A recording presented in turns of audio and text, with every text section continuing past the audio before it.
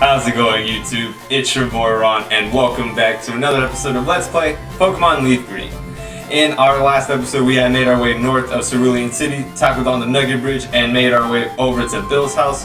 He had given us the SS ticket to board the SS Anne in Vermilion City, but we will be doing that later, because in today's episode, we'll be tackling on Misty, a familiar face for those who are familiar with the anime, and we'll be grabbing our second badge, starting now. Because of the events that happened last time, I did battle the trainers here. Just know that both trainers have some lower level water types. This young man, I believe, has a Shelder and Horsey. And the camper up there, the lady, she has level 19 Golding, I think. They're pretty easy as long as you have good levels, like I did at the time at least. But we'll be going ahead and tackling Misty straight on because we already took care of the other trainers. We can't really do anything about that now. Misty, while we go ahead and talk to her, I'll explain. Hi, you're a new face. Only those trainers who have a policy about Pokemon can turn pro. And what is your approach when you catch a trained Pokemon? My policy is an all-out offensive with water types. Water type Pokemon Misty, we already knew this. And of course with the remix, we will commence battle for badge number 2.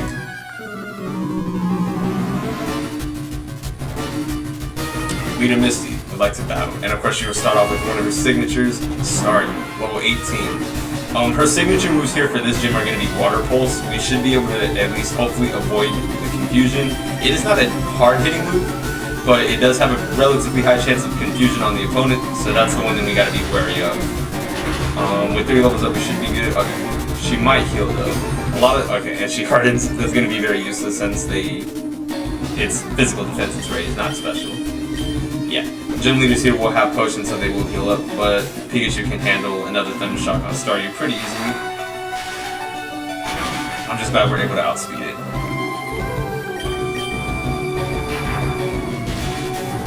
And Staryu was taken out relatively easily, not a big deal. It's going to be her final Pokemon, her signature Pokemon for her gym, Starmie. That's going to be the big one to worry about. Starmie is a fast water type.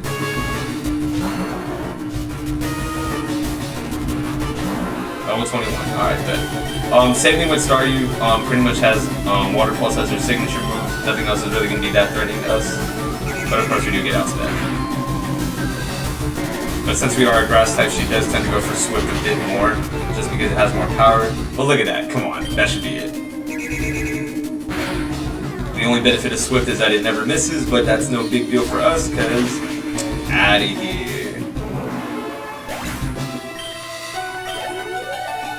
Oh, we're so close to a level up, but doesn't matter.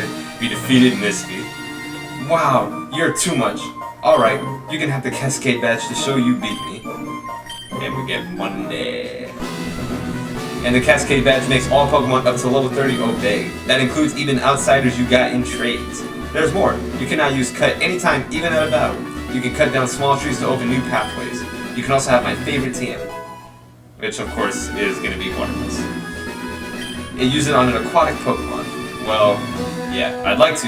It'll just be a while before we get one. But now that we defeated Misty, we can now head out towards the next city, which is obviously going to be Vermilion City.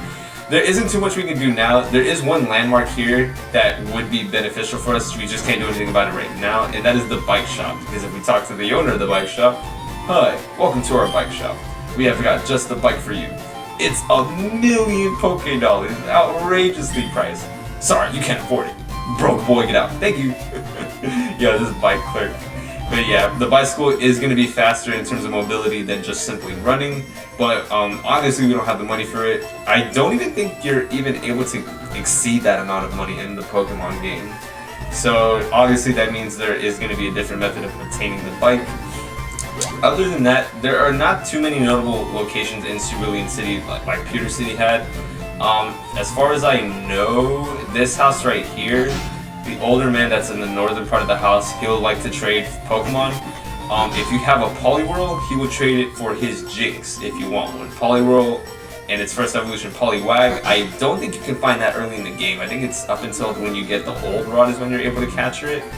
And then Jinx is going to be a very good ice type in terms of specialist stats.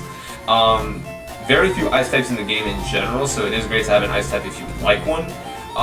Only downside with Jinx is that it's just very frail, and HP doesn't really make up for it in that regards. And by frail, I mean physically frail, meaning it can get hit by like a normal type move and then it just gets hurt very badly.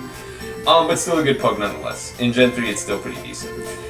If you go to the house up here in the northern section, I already grabbed it, but if you press A on this grass tile right here in between these 3 sets of flowers, you will get a rare candy. And of course, rare candies are notable for leveling up a Pokemon by 1. If you happen to get some along the way, it's your best interest to grab them. Get free level ups.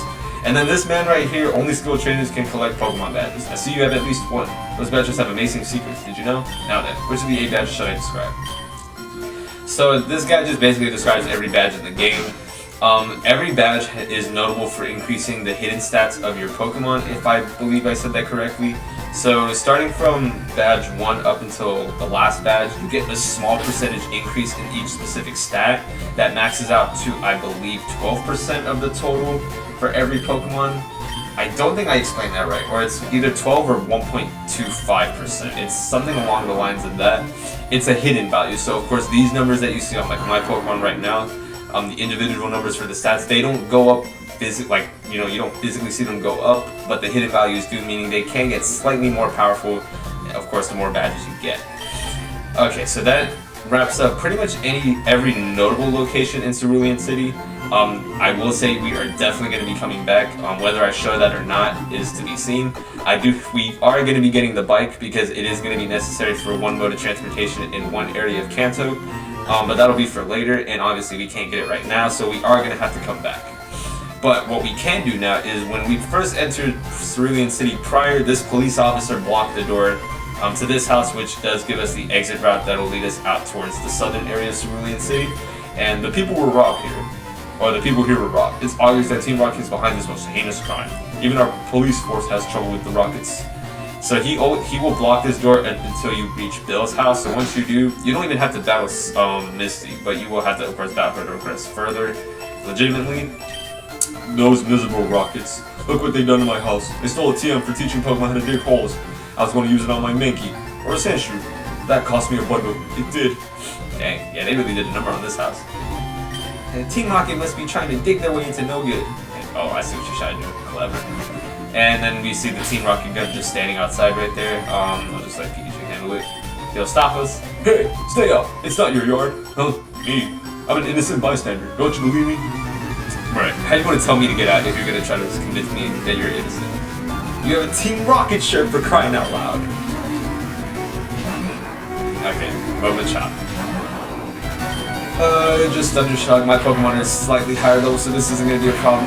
But once we defeat this Rocket Grunt, the only way we can actually travel further is just heading south. There is a path east that we will have to take, but an HM is going to be blocking our path, or an HM needed move is going to be blocking our path to progress further. So we're going to have to stop our adventure going that way for now. We have to just head south. That's our only option of transportation. Alright, and then as you can see, just Pika and Sora are getting a lot of the level ups. Drowsy. Yeah, okay. I'd rather keep it. Just because Drowsy is a psychic type, it might know confusion at this early stage, so I don't want to risk getting too much damage done. I hate Drowsy in the Hypno lineup. I always hate going up against them. They're slow, but the benefits of them is that they have great defense stats and a relatively good HP stat. It's not great, but it's not the worst that most Pokemon would have. And plus, it's really meant for like stalling and kind of being like the wall. So I just hate Pokemon going up against Pokemon like that. I mean, they're great for their obvious reasons. They do their purpose well. Because if you're a wall, your purpose is to obviously wall out the opponent. I'm assuming I'm saying that correctly. Like, their whole point is to, you know, like stall out using like very annoying moves that either lower stats or kind of hinder your movesets. The kind of thing that goes against them is obviously they're not the greatest attackers. So obviously, like, the Drowsy lineup isn't going to be great in terms of like hitting hard. But of course, that's not their main goal. That's not the whole purpose of why you would bring them in the first place. Like, see, this battle's taking a lot longer just because of the sleep. And sometimes I just don't get lucky from when I wake up. Like when I want to wake up, it takes like on average like 4 to 5 turns. Like that, like when we were battling that Clefairy back at Mount Moon, like 2 times they hit me with the 5-time double slap. That is rare. Like that is. And look at that. That took like 5 turns to wake up. This is getting ridiculous. Like this is actually annoying me.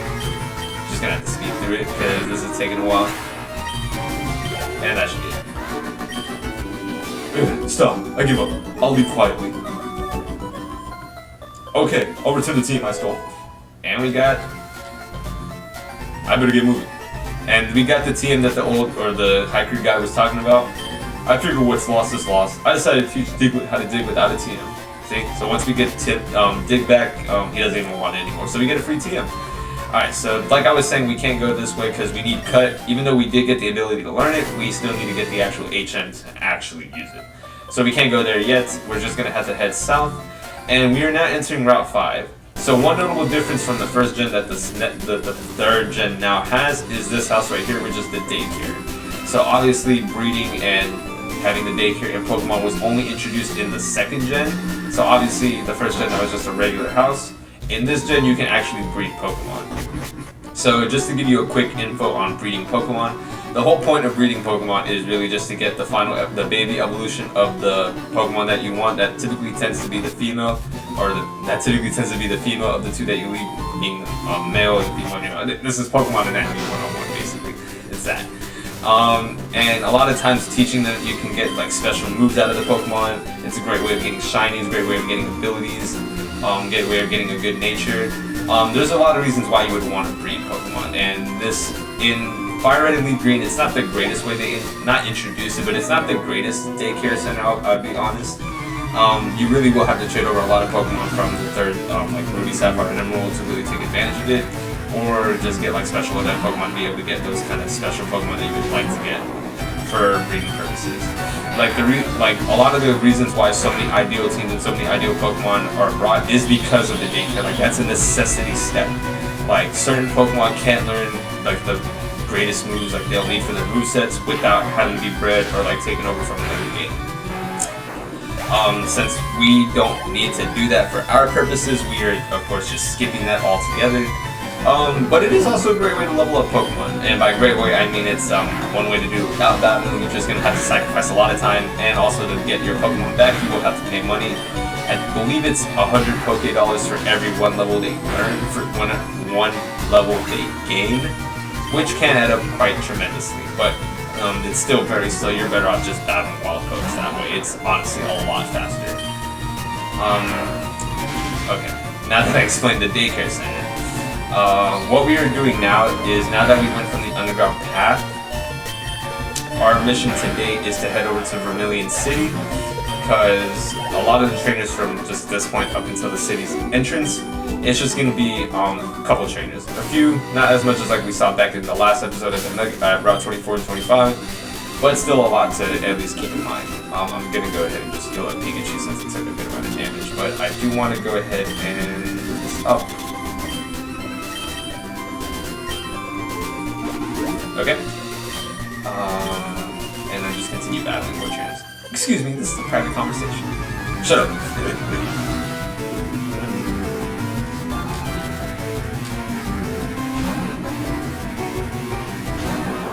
Okay, there we go. Now that I'm getting my information back together, what I do want to say is, since there is still somewhat little time left, by the time we get to Vermilion City, we may have to end it there for today. But I will say in the next episode, most definitely the next episode, we will actually be getting a new partner. Yes, it's taking a while, but we're finally getting a new partner to our team. We've been needing one, and like I already kind of hinted at in the last episode, it is going to be necessary for us to grab a new one for our next gym battle. Of course, before we can enter the next gym, obviously, for those who are familiar, there is something that will stop us from just going right into the gym right away. So we will have to go ahead and take advantage of our SS ticket and board the same end. And just getting more level ups helps. I'm really going to have to consider how I'm going to be capturing the new Pokemon. I will have to just use Pikachu for quick attack. Just because I'm getting really high levels on them. Not that that's a bad thing. Getting the higher levels on them is still going to be useful. Although, as I already mentioned, oh, Swirl, holy crap. I wasn't expecting that. I don't even remember a lot of the Pokemon these trainers had, to be honest. I really don't remember. One thing I will mention is one thing I had already mentioned is that since Pika is going to be our temporary poke, it is going to get a lot of high levels, and we're not even really taking advantage of it. But that's okay. As long as it does its purpose for at least a good amount of time more, that's all that really matters. That's not going to be a big deal for us. Although Pika is still a great poke. Sadly, will be missed once we drop it off. I just can't win. No, you can't, sir. Even with a good Squirrel. Probably should have evolved it, though. I mean, I understand why the games do it, is to kind of prevent you seeing like a lot of the higher levels or mid-evolutions very early in the game. This is still after Batch 2, so it's still considered early. Well, like Butterfree. But a lot of the trainers we'll see will have like a lot of Pokemon that aren't like fully evolved yet, or at the level that they should evolve in, like that level 20 Squirtle. Like, I mean, it should have already been a Wartortle, but seeing a Wartortle before the 3rd gym would be a little bit too early, so I can kind of see why they would do that, to prevent kind of it being a little bit too OP. Well, somewhat OP. But that's just still a minor complaint. I can see why they do it, but it would have been nice to see one. And that case applies for a lot of these Pokemon here. Like, we've already seen like a lot of low, like we saw with the bug catcher, the first bug catcher, he had like what, 3 level 14, 15 Weedles, Caterpies. Like, come on, bro, just evolve them. Like, why do you need to keep them in that state? So stupid. I'm just gonna switch over to Venusaur, and then I'm just gonna go ahead and get rid of the poison, since these 2 trainers were required to battle them. Like every other trainer we battled so far, we can avoid them just by walking around them, but these 2 that are coming up, they are required, meaning you can't avoid them any legitimate way, you just have to talk with them, or you have to be forced to battle with them. More campers. Me? Well, okay, I'll play. I didn't ask to play, I just want to go to Vermilion City. I just want to continue my adventure. You have 3 Pokemon, you have too much. The one time I switch is when she has Pidgey as her lead. I never get lucky in these cases. Out of all the Pokemon series, this is like one of the least I've replayed. In terms of like the Pokemon games that I've replayed the most, it will be more of the Gen 4 games. So like the Sinnoh Regions Poke games and what's the other one? The Heart Gold Soul Silver remakes. I did those a lot more. Those are the most I replayed out of all of them. I think this is the third or second time, including this one, that I'm replaying Fire Red and Leaf Green. I think it's the 3rd time. The 2nd time, I don't think I even finished it because I just ended up not wanting to finish it, if that makes sense. But I will, of course, obviously will be finishing this one. That's not even needed to be said. I'm gonna go ahead and do that. This is with a team that I am kind of bringing over from the 2nd time I did this, just because I wanted to finish it out. Because I think this is a very good team if you can get the movesets right. Since we're not going to be able to like do any kind of trades or any kind of special breeding in between, it's not going to be the most ideal, but it's still great pokes regardless. And there's still so much about this I can't even remember. Like a lot of the trainers, I obviously don't remember which pokes they have. And a lot of the leaders, obviously, and more significant battles, I will remember those a bit more fondly, and we'll have a better equipped. You want to talk to me? I didn't even want to talk to you, kid. What the heck? But a lot of the other battles that are more significant to the game, those I can remember a bit better in terms of like Pokemon movesets, orders, and also levels to a certain degree. Some of it will still be more jagged than others. And of course, these kids have flying types to start off with. Why? Oh no. What in the world? This is the first time I'm actually gonna struggle. Oh, okay. Okay, that's that. I'm sorry, Pika, but that crit was so unnecessary.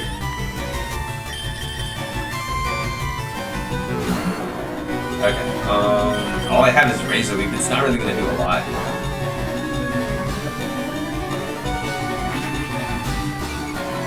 Okay, never mind, it did do a lot. I thought it was gonna do a lot less than that, but hey, what do I know, right?